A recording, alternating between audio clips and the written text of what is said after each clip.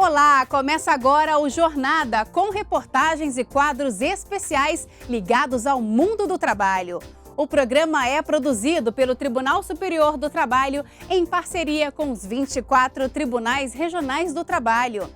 Hoje vamos mostrar uma reportagem especial sobre a Lei da Aprendizagem, que traz benefícios tanto para o jovem aprendiz quanto para o empregador. No quadro Direitos e Deveres, as dúvidas trabalhistas do serigrafista e do proprietário da serigrafia vão ser respondidas por um juiz de Feira de Santana, na Bahia. Direto de Jordão, no Acre, a segunda reportagem da série sobre a justiça itinerante na Amazônia. Em Cuiabá, a exposição mostra a dura realidade do trabalho escravo no Brasil. E no quadro Meu Trabalho é uma Arte, os belos cliques de uma fotógrafa de Belém, no Pará, que conta histórias por meio da fotografia. Tudo isso e muito mais, o nosso Jornada começa agora.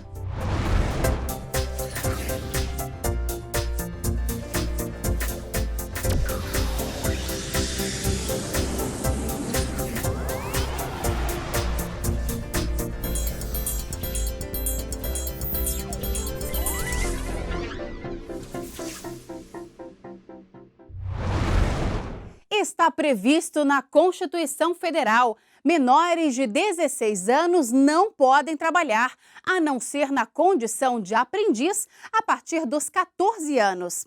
Esse contrato é feito com base na Lei da Aprendizagem, que determina que todas as empresas de médio e grande porte contratem um número mínimo de aprendizes. O que muitos empregadores não sabem é que esse tipo de contratação traz uma série de vantagens para as empresas. Lucas tem 21 anos e é jovem aprendiz na parte administrativa deste laboratório clínico em Brasília. Há 6 meses ele passou no processo seletivo da empresa e durante as tarefas realizadas, o talento para uma nova habilidade foi descoberto. No início, eu desenvolvi a parte de registro de horas de treinamento. Um dia, durante o arquivamento das folhas de presença, eu resolvi fazer um desenho desse dia do pessoal trabalhando. A minha líder viu, gostou do desenho e começou a me sugerir oportunidades de desenhar as capas dos cursos, desenhar durante alguns eventos que tinha. Desde que transformou o hobby em profissão, ele já participou de vários projetos para as campanhas da empresa.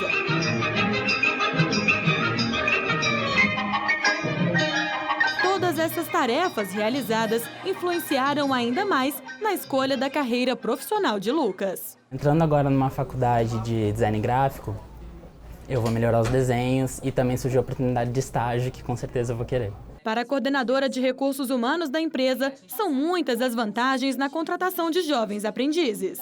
A gente recebe jovens que precisam e que, na verdade, no futuro, por terem essa oportunidade de se desenvolverem, podem se colocar melhor no mercado de trabalho, né? E a gente também ganha, a empresa ganha pelo outro lado, porque a gente recebe um jovem cheio de vontade, né? Querendo aprender, disponível, sem muitos vícios. Amanda é menor aprendiz neste mercado em Brasília. Com apenas 15 anos, ela comemora o primeiro emprego com carteira assinada e revela que depois disso aprendeu a ser mais responsável. Nessa idade eu já trabalho, já tenho minhas responsabilidades. Eu ajudo em casa, eu mesmo compro minhas coisas. Por aqui, Amanda realiza várias tarefas. Ela faz a reposição das mercadorias nas prateleiras, fica no caixa ajudando a empacotar as compras dos clientes e também atua na área administrativa da empresa, o que também acabou ajudando na escolha da futura profissão. As atividades que eu faço aqui me influenciaram a escolher a parte da administrativa ou parte que mexe com matemática, porque aqui tem, quando a gente faz parte do administrativo, tem muita conta para fazer pedidos de produtos, essas coisas, então me ajudou a escolher. Apesar de tantas oportunidades em várias áreas da empresa, existem algumas funções que são proibidas por lei de serem exercidas pelos aprendizes. Toda atividade que oferece risco, o menor ele não pode executar. Então, dentro do mercado, a gente analisou quais são as atividades que oferecem risco e a gente elegeu, dentro dessas atividades, o que estaria excluído e o que estaria determinado que é autorizado que eles façam. Para a analista de RH, além de ser uma ótima oportunidade para os jovens, a empresa também é beneficiada. Por eles serem jovens, a gente tem uma mão de obra ativa, proativa, eles têm muita energia, né? Eles são imediatistas, então eles gostam do resultado rápido, isso para o mercado é excelente, né? E também é a mão de obra com custo baixo. A lei de aprendizagem determina que todas as empresas de médio e grande porte contratem um número de aprendizes equivalente ao mínimo de 5 e um máximo de 15% do quadro de empregados. Podem atuar na condição de aprendizes jovens de 14 a 24 anos que estejam estudando. O contrato de aprendizagem é um contrato de trabalho especial, com duração máxima de 2 anos. E os jovens têm vários direitos garantidos, como, por exemplo, a carteira de trabalho assinada, 13º salário e férias, que devem ainda coincidir com o recesso escolar, lembrando também que é proibido o parcelamento desse período. O que muitos empregadores não sabem é que esse tipo de contratação também traz uma série de vantagens e incentivos fiscais para as empresas. O contrato de aprendizagem é um contrato especial de trabalho em que a formação prepondera sobre a produção. Por essa razão, a empresa vai pagar o relativo a um salário mínimo hora, ou seja, equivalente às jornadas que normalmente são menores para o aprendiz, de 4 ou 6 horas por dia, ela nunca pode ser maior, nem pode ser prorrogada. A empresa vai recolher um fundo de garantia apenas de 2%, ao invés de 8%, e não corre nenhum risco de ter que pagar aviso prévio, indenizar aviso prévio ou qualquer outra verba rescisória, salvo nas condições previstas legalmente, que é quando houver falta disciplinar grave. A coordenadora do Programa de Combate ao Trabalho Infantil da Justiça do Trabalho, ministra Kátia Magalhães Arruda, faz um alerta e explica que a lei da aprendizagem só é válida se o aprendiz estiver estudando. Um dos objetivos do TST nesse tema de conscientização e de conhecimento sobre as leis de proteção é a observação sobre o que é a lei do aprendiz. Nós temos uma lei que trata de aprendizagem e boa parte das empresas e dos próprios trabalhadores, né, não conhece essa lei, não sabe como ela deve ser utilizada e utiliza erroneamente. Por exemplo, falar que um jovem está aprendendo se ele está afastado da escola não é lei de aprendizagem. A lei de aprendizagem só é possível a partir de 14 anos e quando há uma vinculação daquele aprendizado com a formação técnica que esse jovem está tendo. Para a ministra, tanto os jovens quanto as empresas ganham com a contratação legal de aprendizes. As empresas têm uma função social. Portanto, ela é beneficiada sim, porque ela vai ter uma pessoa com capacidade, com qualificação, exercendo o seu trabalho, e ela também participa de um processo de inserção, de inclusão social desse adolescente. Então, os dois são beneficiados. Agora, volto a repetir, sem abandonar a escola. Se você abandona a escola, o teu potencial futuro, do ponto de vista de qualificação, entra em prejuízo.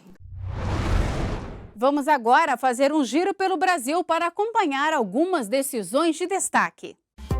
Um trabalhador que sofreu acidente a caminho do local onde iria rescindir o contrato de trabalho deve receber R$ 3.000 de indenização.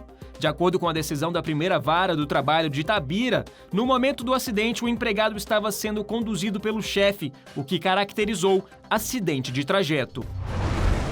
A 17ª Vara do Trabalho de Brasília manteve dispensa por justa causa de um motorista que foi trabalhar embriagado. O trabalhador entrou na justiça afirmando que a demissão teria sido injusta, mas de acordo com a decisão, o empregador não tem obrigação de tolerar o profissional que vai trabalhar após ter ingerido bebida alcoólica. A metalúrgica Gerdau foi condenada pela 10ª Vara do Trabalho de Natal a pagar R$ 30 milhões de indenização por registro irregular da jornada de trabalho. A fiscalização constatou que a empresa utilizava registro de jornada automático para não pagar horas extras e encargos aos empregados, causando dano moral coletivo. Além disso, os trabalhadores foram induzidos a assinarem um acordo relativo ao sistema de ponto para não perderem a participação nos lucros da empresa. Daqui a pouco, no quadro Direitos e Deveres, as dúvidas trabalhistas do serigrafista e do proprietário da serigrafia são respondidas por um juiz de Feira de Santana, Bahia. E mais, a segunda reportagem da série sobre a justiça itinerante na Amazônia. Vamos visitar a cidade de Jordão, no Acre. Nós voltamos em instantes.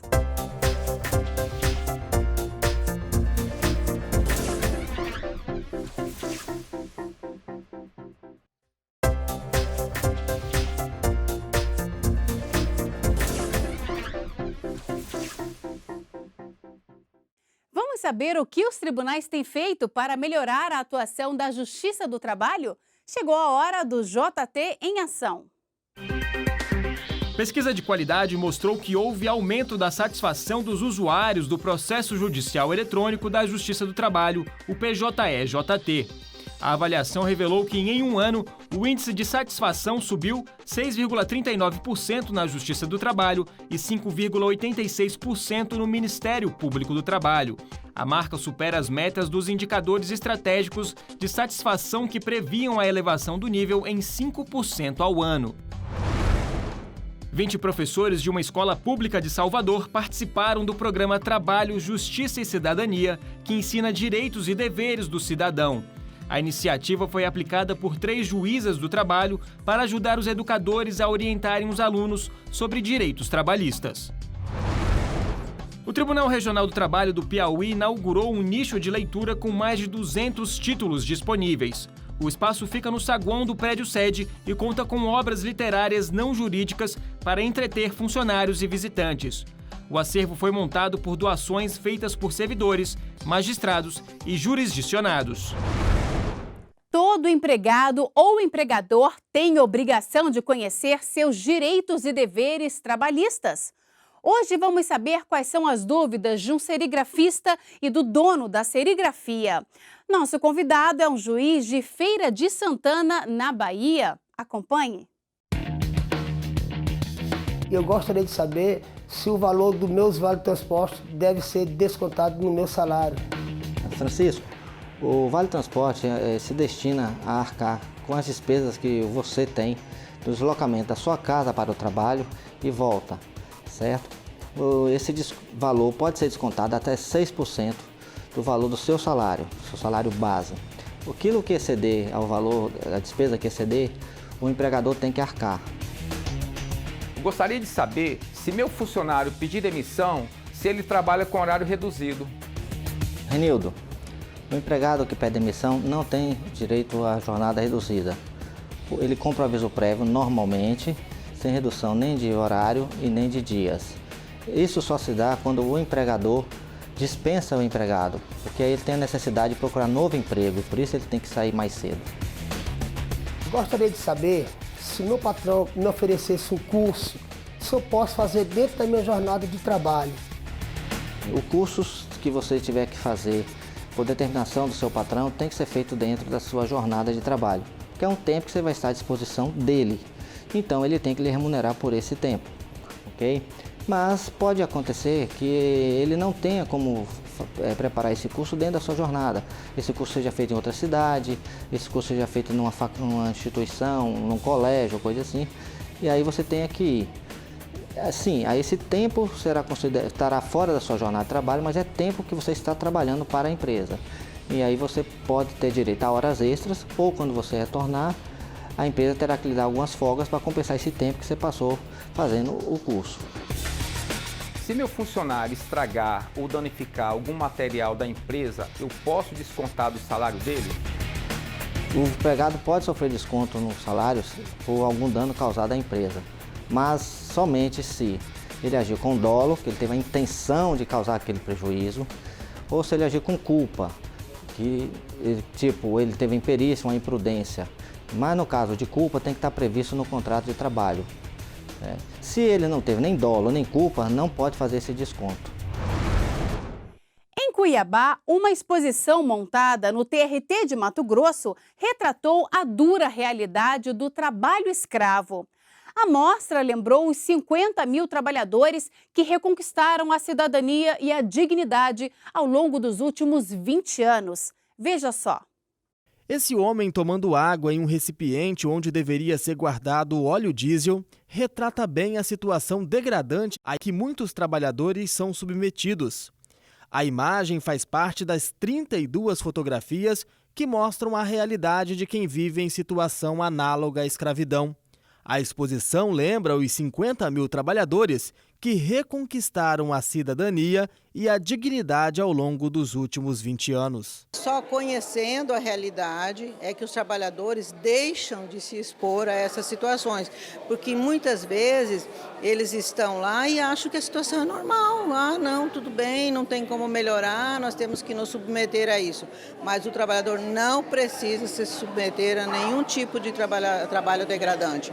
Para isso é que tem as fiscalizações e todos os demais órgãos que colaboram. O acervo está exposto desde o dia 15 de fevereiro na sede do TRT de Mato Grosso, o primeiro tribunal no Brasil a receber a apresentação. E para aqueles que pensam que esse tipo de crime acontece só nas fazendas, nem imagina que ele pode estar ocorrendo bem aqui ao nosso lado. É cada vez mais comum os auditores fiscais do Ministério do Trabalho encontrar este tipo de situação degradante nas cidades. Muitas vezes as pessoas não recebem sequer salário. Carteira assinada e outros direitos trabalhistas são apenas um sonho distante. A exploração, infelizmente, ela acontece na área urbana, né? Segundo a Auditoria Fiscal do Trabalho, ano passado, mais de 60% dos casos que foram encontrados de trabalho escravo foram encontrados na região urbana, não mais na rural. A preocupação da Justiça do Trabalho em Mato Grosso de combater esse crime também foi reconhecida pela Comissão Estadual de Erradicação do Trabalho Escravo, que homenageou o TRT com uma moção de agradecimento.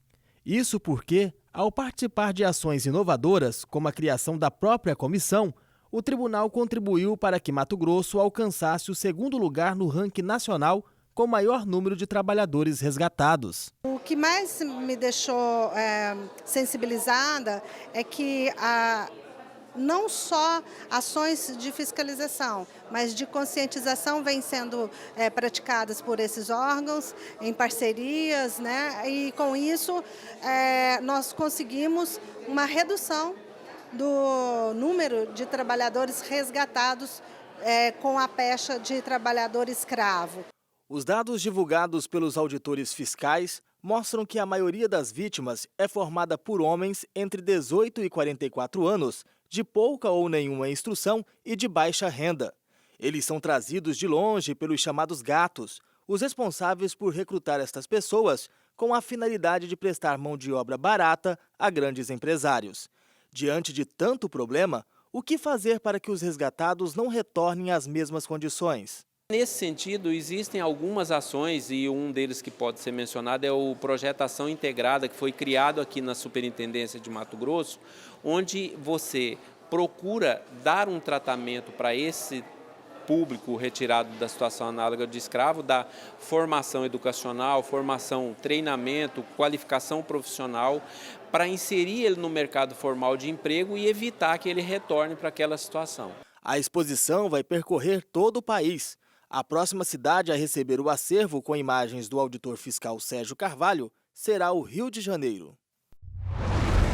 No próximo bloco, a segunda reportagem da série sobre a justiça itinerante no Acre. E no quadro Meu Trabalho é uma Arte, os belos cliques de uma fotógrafa de Belém que conta histórias por meio da fotografia. Nós voltamos daqui a pouco.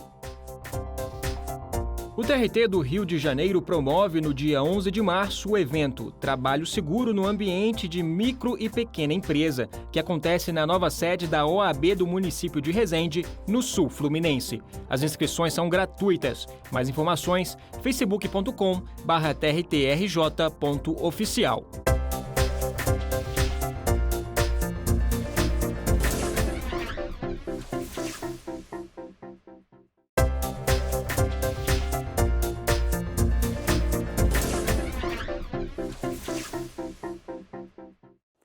Hoje, na segunda reportagem sobre o trabalho da equipe da Justiça Itinerante do TRT da 14ª Região, em cidades isoladas do país, vamos até Jordão, no Acre. Segundo o IBGE, a cidade, que tem 7.500 habitantes, figura com o pior índice de desenvolvimento humano municipal do estado.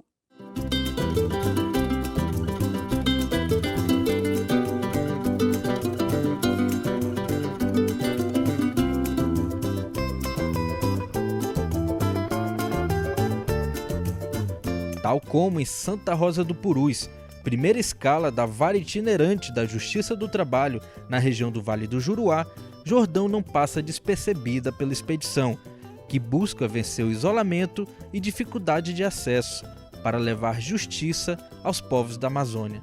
A chegada já é um desafio. A má conservação da pista do pequeno aeroporto indica os perigos do pouso. A Vila Jordão, surgida no período áureo da borracha, tornou-se município no dia 28 de abril de 1992, desmembrando-se do município de Tarauacá. Com a população estimada pelo Instituto Brasileiro de Geografia e Estatística, IBGE, em 7.500 habitantes, sendo quase a metade composta por índios Kaxinawá, o município figura com o pior índice de desenvolvimento humano municipal do Acre e o 7º pior do país, segundo dados do Atlas do Desenvolvimento Humano no Brasil. Para chegar à localidade, somente de barco pelo Rio Jordão ou de avião. Dependendo do tipo de embarcação, a viagem pode demorar de 2 a 5 dias. A economia é incipiente, baseada no comércio e no agronegócio. De Tarauacá, chega praticamente toda a mercadoria que abastece o pequeno comércio, o formal e o informal. E foi no posto de atendimento eleitoral da cidade que a equipe da Vara Itinerante se instalou. Os casos envolvendo ex-empregados e empresas foram todos solucionados com acordos neste ciclo da Vara Itinerante em Jordão. O ocupante do cargo de Serviços Gerais, Adenilson Silva de Lima, que nunca teve a carteira assinada na cerâmica de Albanir Gomes, tampouco gozou de férias ou recebeu 13º salários nos anos de 2013 e 2014, deverá receber R$ 12.000 em 12 parcelas. Já que a Justiça deu o direito, é claro que eu tenho que fazer um acordo e vou pagar, cumprir com o que foi prometido. Agora o que você pretende fazer com esses 12.000 que você tem para receber, mais o seguro-desemprego? Ainda vou pensar, ainda não tenho nada planejado ainda não. Caso semelhante, também teve o mecânico Alexandro Costa Cabral, que não teve a carteira anotada pela Jacuí Construções e Comércio e também não pagou o terço constitucional sobre as férias, nem efetuou os depósitos do FGTS. O acordo prevê o pagamento de R$ 2.365 em 4 parcelas. A empresa também está obrigada a depositar os valores do FGTS no prazo de 90 dias e a realizar a anotação na carteira. Na verdade, as pessoas têm a oportunidade de reaver seus direitos, uma futura garantia de algum benefício que possa lhe trazer com essas ações da Justiça do Trabalho. Portanto, agora, a Vara Itinerante da Justiça do Trabalho deixa Jordão e vamos para Marechal Taumaturgo, onde mais audiências serão realizadas. E, por fim, nós terminaremos essa Vara Itinerante no município de Porto Walter. Nos encontramos lá.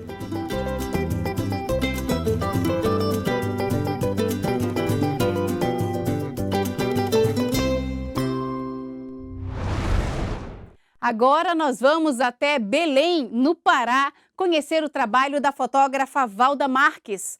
A artista paraense conta histórias por meio da fotografia e já ganhou prêmios pelo trabalho diferenciado. É o que você confere no quadro Meu Trabalho é uma Arte.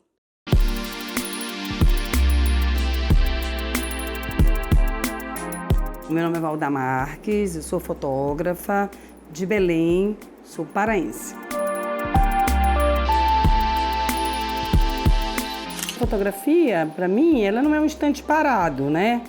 Isso é uma coisa que eu levo em conta para poder fazer as minhas coisas. Eu gosto da fotografia que tem uma história para contar. Então, sempre tem uma narrativa. Eu tenho várias séries de fotografia e todas elas contam geralmente uma história. Todo o universo do meu trabalho, ele é um pouco, fala muito do amor. Do amor, da paixão, do homem e da mulher, né? Da ilusão de todo esse universo que te deixa um pouco fora do ar das coisas, que muda a tua vida, né? Quando você olha assim, a vida, pelo menos como eu vejo a minha vida, eu acho que eu passo muito a minha vida inteira dentro do meu trabalho autoral. E assim, sempre viajando em várias coisas, nesse mundo mais onírico, né? Do sonho, e isso me interessa muito. Vivendo um pouquinho num outro plano. Eu faço história através de fotografia, muito no meu trabalho. Tenho 4 livros e estou lançando um agora. São historinhas contadas com fotografia. Umas tem uma trama, que a novela leva a essa trama, toda novela tem que ter um triângulo amoroso, e outras não, são histórias contadas através de... Então eu tenho livros de criança, tenho umas cartas também que eu achei na Rua do Lavradio, no Rio, de um romance lindo de uma mulher e um homem. Na verdade, a história da fotonovela, dos livrinhos de contar a história, eles são feitos com o que eu estiver na minha mão.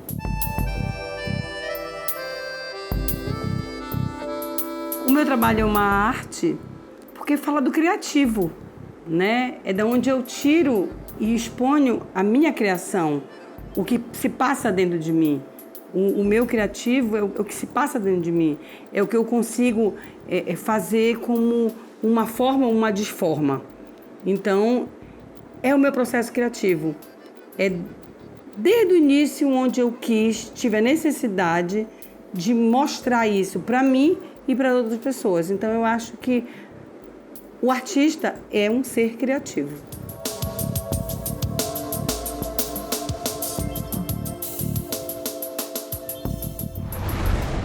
E o Jornada de hoje termina aqui. Na semana que vem temos um novo encontro. Muito obrigada pela companhia e até lá!